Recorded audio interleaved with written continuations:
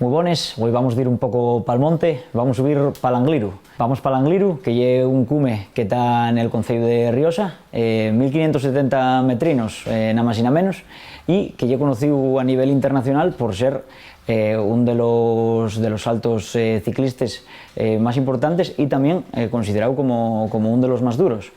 La primera vegada que se subió l'Angliru a nivel ciclista profesional fue en 1999, ahí rematando el siglo XX, en la Vuelta a España.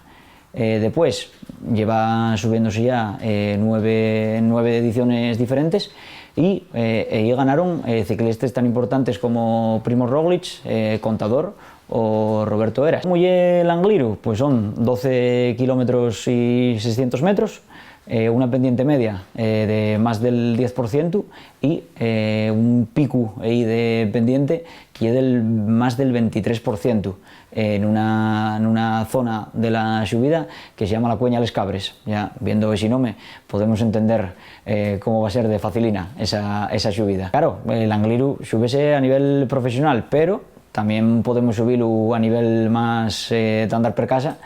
En septiembre. En septiembre organízase todos los años una carrera que podemos hacer corriendo, que podemos hacer en bicicleta y que podemos hacer también en roller esquí, que son como una mezcolanza ahí un poco particular de esquís y de patinos. Entonces nada, en septiembre, para quemar un poco los excesos del verano, subimos para l'Angliru corriendo o en bici o en esquís de patinos o como se llamen eso, y tenemoslo fecho. Acabamos esta semana col sudo y tornamos para otra.